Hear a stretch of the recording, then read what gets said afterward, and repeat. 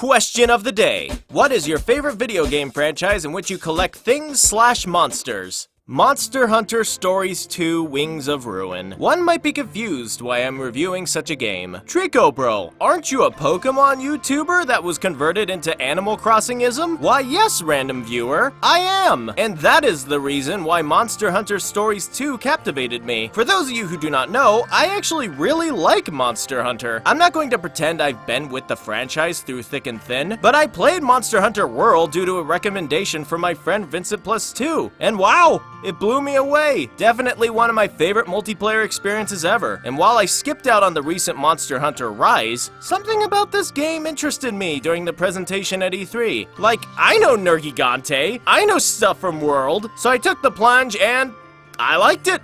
Pretty good stuff, though it didn't rock my world or be the spear that will pierce Pokémon Company and save us from the monster RPG overlords. It's just fun. And it's quite the solid alternative if you've been tired of Pokemon lately. We've been seeing this more and more in recent years, admittedly. Yokai Watch, Temtem, etc. I gladly welcome any competition, because while I do love Pokemon in their recent games, they can be better. Monster Hunter Stories 2 Wings of Ruin stars you! In a very cute character creator, might I add. And the story is that you have to save the world from Raisewing Ratha. The gimmick? Your partner is Raisewing Ratha. While I won't spoil any story beats from here, I'll just say it doesn't do anything to separate itself from other generic RPG stories you've seen before. You could pretty much guess everything in the story as soon as you see it. Doesn't make it bad, but it does have to be stated. Before I get more into what I liked and disliked about the story, I'll cover the gameplay and world first. The world in Monster Hunter Stories 2 is decently varied. It's just massive, and you end up seeing a lot of the same environments in the early game. I don't necessarily think there's enough compared to, say, Pokemon. Stop bringing up Pokemon. I can't help it, okay? But to be fair in regards to the world of Monster Hunter, it isn't a modern world. Like, there's no skyscrapers or laboratories or intricate design. These people are tribal hunters at best, so you're going to get a lot of environments that are literal environments, like mountains and caves. There is one area of the game that's like a tower of sorts, but I wouldn't get too excited. It unfortunately doesn't overstay its welcome, to the point where it doesn't even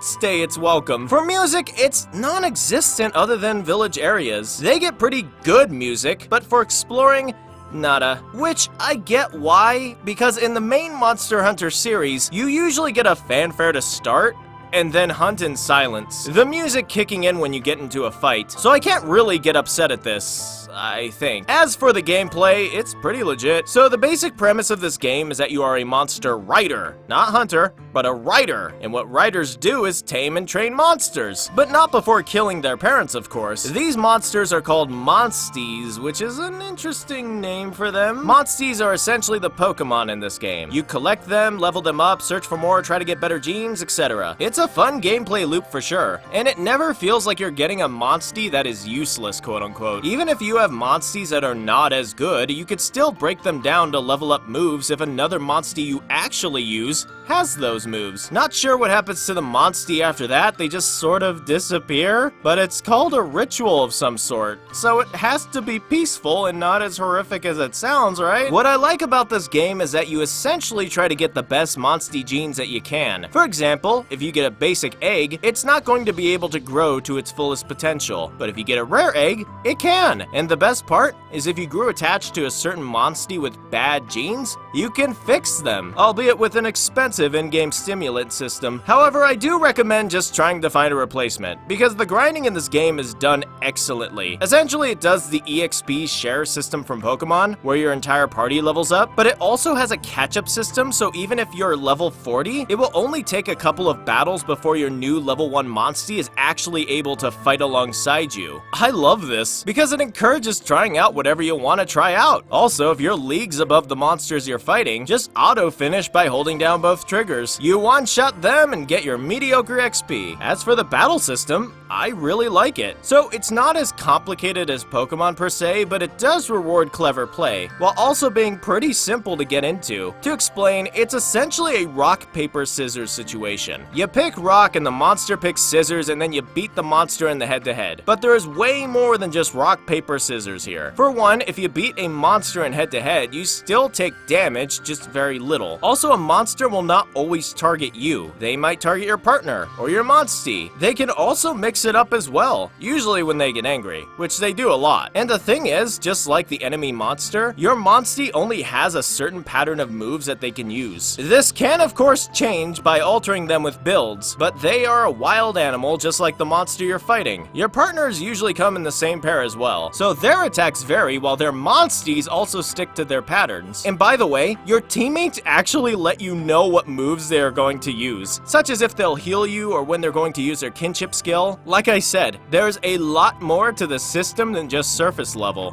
It's really neat. As mentioned before, it really does reward clever play. I recall a very tough fight earlier in the game, and due to learning to exploit the system, me and Puke owned. Speaking of Puke, I love him. He's the guy I used for the whole game. He's a starting area monstie, but I couldn't help it. He's like a lizard dragon. I mean, come on, the choice was obvious. Not to mention, his ability allows him to scream at everything to allow a safe passage through.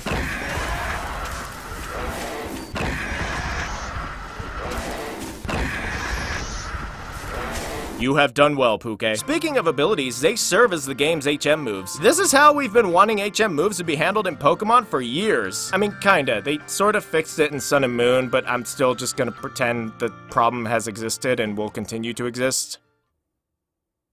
Enjoy the video. What it dumbs down to is if you have a monstie that looks like they can swim, they can swim. If you have a monstie that looks like they can fly, they can fly. While they're only limited to 2 abilities max, you could bring 6 in total. So you're going to have a lot of coverage for traversing the environment. And the monsters in-game are pretty cool. You can get Puke, you could get Nergigante, you could get this really cool shark hybrid called Zamtrios, who I have affectionately referred to as Big Zam. Hey, Big Zam! And you could also get a Palamute with the recent update, a companion from Monster Hunter Rise. Moving on, okay, this is the part of the video that I should talk about an elephant in the room. Navaru. Navaru is annoying, like very annoying. I'm all for characters that could be goofy, but oh my god, Navaru actively brings down the story for me. His voice is obnoxious. From here on out, we're gonna be partners! And I'll do it all totally free of charge. He gets angry at everyone. He voices opinions that you probably don't have and pretends he speaks for both of you because of the beloved silent protagonist cliche. And he's just stupid. Like, he's so dumb and vain. I mean, there's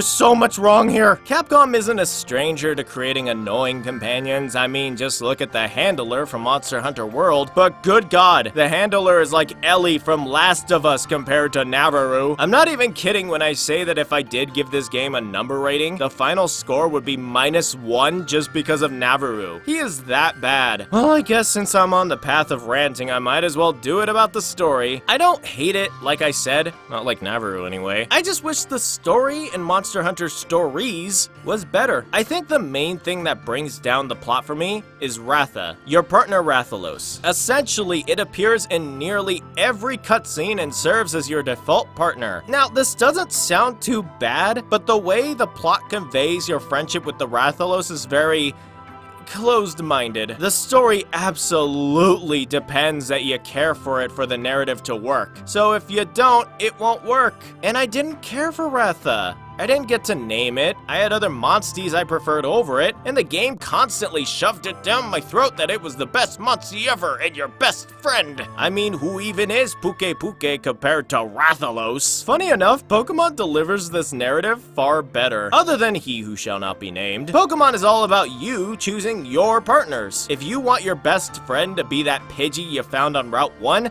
The game won't pretend otherwise. One of the best examples here being N from Black and White. There is a moment where he wants to see the bond between you and your Pokemon, so he automatically talks to the lead Pokemon, the one in your first slot, and he brings it up later on. This is just a random Pokemon in your first slot, but the game assumes that you like it since it is in your first slot. That's Pokemon's power. You decide your friends, no one else. You could ditch your starter if you want, but Monster Hunter Stories doesn't really do that. And I know I should judge a game based on what it is instead of comparing it to other games, which it is not. It's just that this plot element of the Rathalos didn't work for me, so I do have to convey it honestly. Finally, I think I should end this review on the animations, because it's a good thing about the game. In fact, more than good. They're great! Not only do you have pretty cool attacks, but you get these ultimate abilities called kinship skills. And every single Monstie, regardless of whether it's super strong and rare or generic and uninteresting, gets a unique finishing animation that spares no expense in showing them off. This is amazing, plain and simple. The replayability factor here is absurd. I feel so compelled to get every Monstie because I want to see these animations. If you're a sucker for this stuff,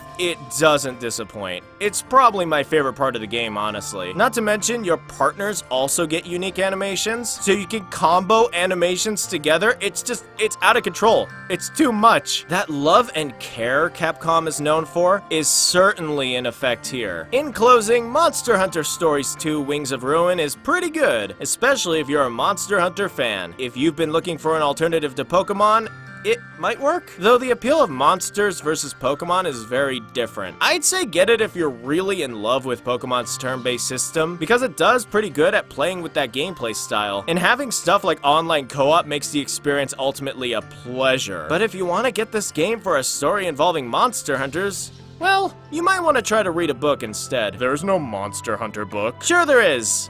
Moby Dick?